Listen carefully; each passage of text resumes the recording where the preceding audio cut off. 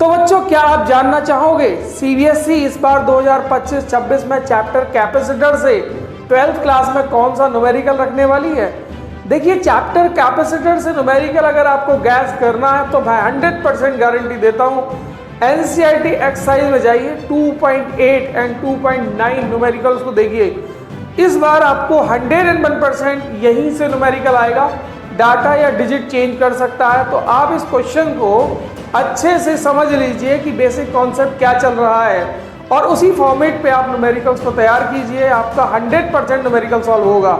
Question क्या है जरा देखिए। तो क्वेश्चन को करने से पहले आप देखिए कि इसका बेसिक कॉन्सेप्ट क्या है। देखिए, मानिए कैपेसिटर है, ये कैपेसिटर है जिसकी कैपेसिटेंस C है बच्चों, capacitance of the capacitor C है और B वोल्ट की बैटरी से ये कनेक्टेड है। ठीक है, B वोल्ट की बैटरी से एयर फील्ड कैपेसिटर कनेक्टेड है। यहाँ पर वोल्टेज मैंने B दी है और capacitance of capacitor is C। इस कैपेसिटर को मैंने एक डाइलेक्ट्रिक से फिल कर दिया जिसका डाइलेक्ट्रिक कांस्टेंट K है और यहाँ पर मैंने इसकी बैटरी को रिमूव कर दिया, यानी कि जब मैं इस पर डाइलेक्ट्रिक फिल कर रहा हूँ तो इसकी बैटरी रिमूव कर दी गई है। आपको कैलकुलेट करना है कि इसकी जो न्यू कैपेसिटेंस होगी वो क्या होगी, चार्ज क्या होगा, पोटेंशियल क्या होगा, इलेक्ट्रिक फील्ड क्या आएगी और एनर्जी क्या होगी। यानी इस सिचुएशन में energy, potential, capacitance, charge, electric field क्या होंगे। मान लीजिए कि यहाँ पर जो कैपेसिटर है वो एयर फील्ड है इनिशियल कंडीशन में, तो हमारे पास कैपेसिटेंस होगी C=εA/d। ठीक है, charge of capacitor is Q, potential V=Q/C होता है, E=V/d हो जाएगा। इलेक्ट्रिक फील्ड पोटेंशियल के बीच रिलेशन ही आएगा। एनर्जी ऑफ कैपेसिटर ½ CV² होगी। ये एयर फील्ड कैपेसिटर के केस में फॉर्मूला अगर होते हैं तो इस सिचुएशन में इनकी डाइलेक्ट्रिक्स फिल करने के बाद क्या कंडीशंस बनेगी। देखिए, यहाँ पर अगर हम कैपेसिटेंस देखें तो हमारे पास कैपेसिटेंस मिलेगी C=K∈0A/d। तो ε0A/d की वैल्यू C है, तो इट मीन्स जो कैपेसिटेंस है वो K टाइम्स बढ़ जाएगी, कैपेसिटेंस K टाइम्स इंक्रीज होगी। आप ये देख रहे हैं कैपेसिटेंस बढ़ जाएगी। अगर ये सिचुएशन आपको दिखाई देती है, यानी कि बैटरी डिस्कनेक्ट करने के बाद कोई भी डाइलेक्ट्रिक्स अगर कैपेसिटर के इनसाइड फिल किया जाता है तो कैपेसिटर के चार्ज में कोई चेंज नहीं आएगा। इस बात को याद रख लीजिए। चार्ज एक बार जितना मिलेगा कैपेसिटर को, सेकेंड टाइम में वही चार्ज रहेगा क्योंकि बैटरी आपने रिमूव कर दी गई है। अब कोई चार्ज नहीं होगा तो Q' की वैल्यू भी Q के इक्वल होगी। ठीक है, अगर हम बात करें पोटेंशियल की तो पोटेंशियल V' हम लिख सकते हैं Q'/C', और यहाँ पर V'=Q' तो Q रहेगा और C' को हम KC लिख सकते हैं, KC लिख सकते हैं। तो बच्चों B'=Q/C को V लिख देंगे तो B' मिल जाएगा V/K, यानी कि हमारा जो पोटेंशियल है वो भी K टाइम्स कम हो जाएगा। ठीक है, इसी टाइप से अगर हम इलेक्ट्रिक फील्ड को देखें तो E' बनेगा V'/d'।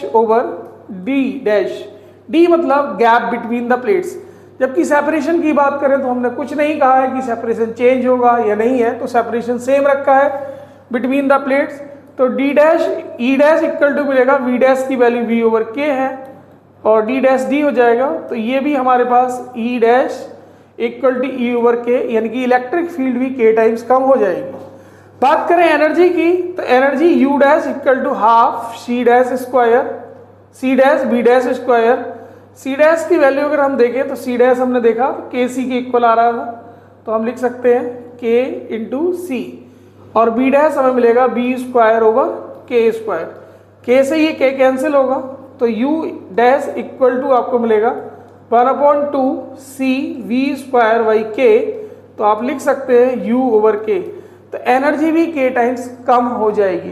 इसका मतलब क्लियर है कि अगर आपने किसी भी कैपेसिटर को चार्ज किया, चार्ज करने के बाद बैटरी को रिमूव कर दिया और उसके अंदर अगर डाइलेक्ट्रिक स्लैब फिल की है कंप्लीटली, तो उस कंडीशन में कैपेसिटेंस K टाइम्स बढ़ जाएगी।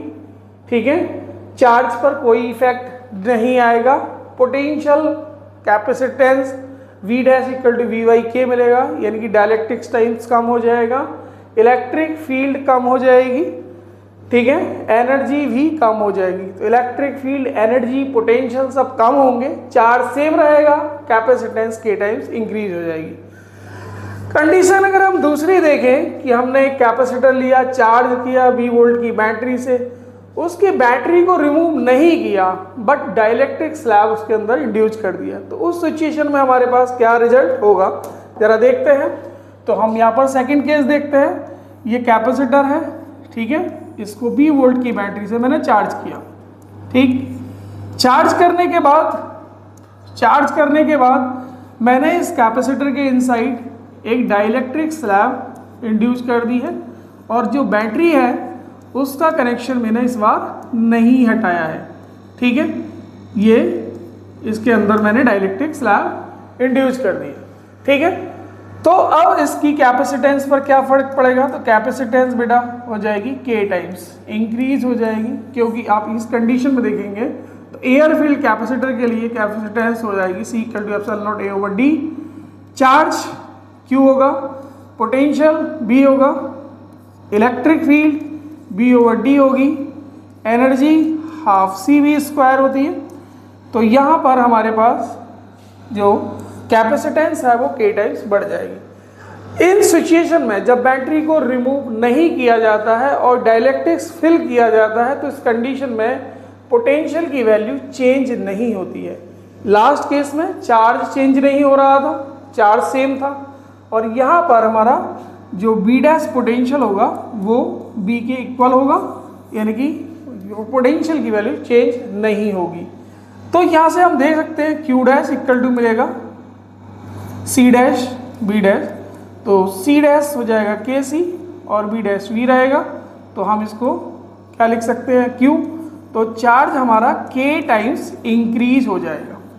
चार्ज क्या होगा बच्चों, K टाइम्स इंक्रीज हो जाएगा, ठीक है। इलेक्ट्रिक फील्ड पर अगर देखें तो इलेक्ट्रिक फील्ड होती है E dash equal to V dash over D dash. जब पोटेंशियल चेंज नहीं हो रहा है और गैप बिटवीन द प्लेट्स भी चेंज नहीं हो रहा है तो इलेक्ट्रिक फील्ड भी आप देखेंगे कि E dash equal to E ही आएगी, यानी कि इलेक्ट्रिक फील्ड में भी कोई चेंज नहीं हुआ है। इसी टाइप से लास्ट फैक्टर अगर एनर्जी का काउंट करें तो एनर्जी आप देखेंगे कि U इक्वल टू, मैं यहाँ पे सॉल्व कर देता हूँ एनर्जी को, U डैश इक्वल टू मिलेगा half C dash V dash square, तो हाफ और C डैश को KC लिख सकते हैं और V स्क्वायर, तो आपको मिलेगा K टाइम्स हो जाएगी एनर्जी, यानी कि KU U dash equal to, ठीक है, एनर्जी भी K टाइम्स हो जाएगी। तो इस सिचुएशन में देखें तो एनर्जी K टाइम्स हुई है, चार्ज K टाइम्स हुआ है और कैपेसिटेंस भी K टाइम्स हो गई है, बट पोटेंशियल और इलेक्ट्रिक फील्ड पर कोई इफेक्ट नहीं आया है। जरा हम फोकस करते हैं एनसीईआरटी क्वेश्चन में क्या कहा गया है। In a parallel plate capacitor with air between the plates, each plates of an area 6 × 10। तो इस बिहाफ पर आप एनसीईआरटी के क्वेश्चंस को देखिए।